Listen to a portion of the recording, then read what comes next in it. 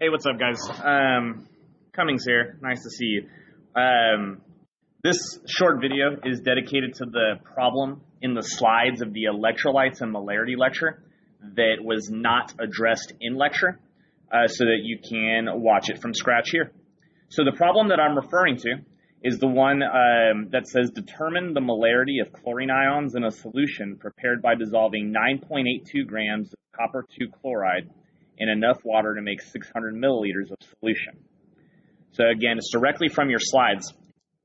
So if we take a look at some of the information that we've got here, it gave us 9.82 grams of CuCl2, all right? And we're trying to make 600 milliliters of solution, all right?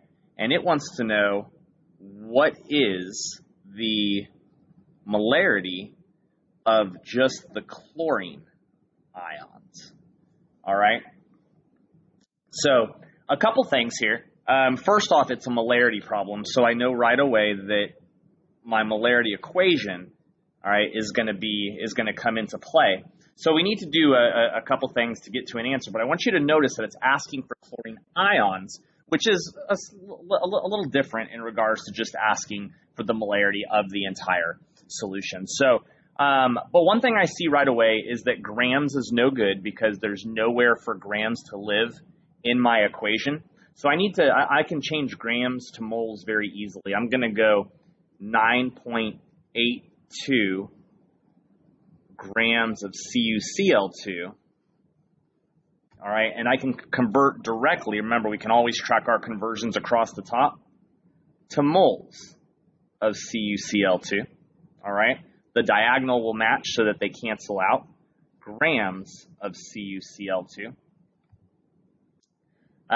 Whenever moles is over grams, I know the conversion factor is 1 mole equals periodic table grams. So what I need here is the molar mass of CuCl2. All right. So copper is 63.5, is 63.55, all right, and then there's 2 chlorines at 35.45. Therefore, I have a molar mass of 134.45. Multiply across the top and divide, and we'll get 9.82 divided by 134.45 is going to give me a mole count to 3 sig figs of 0.0730 moles of CuCl2.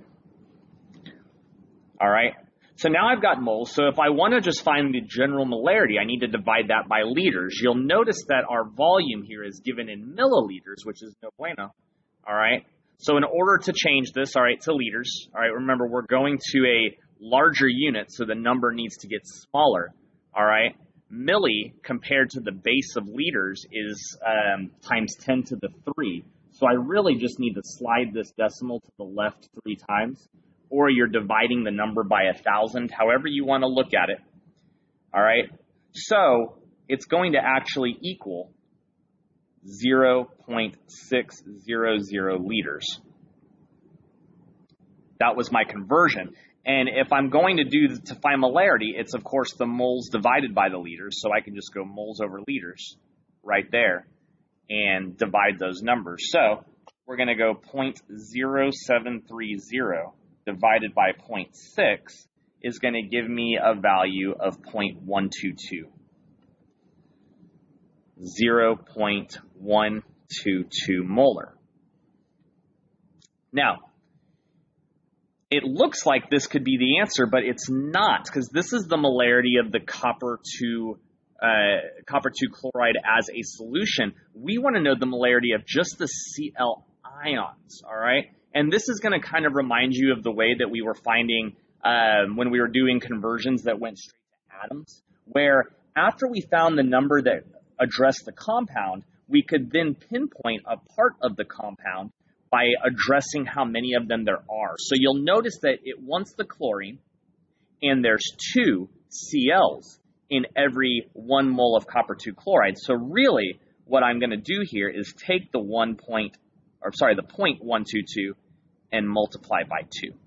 Since there are 2 Cl's there, if I want the ions, the molarity of them that are going to, break off after they dissociate, so I'm going to have 0.122 times 2 is going to give me my answer of 0.244.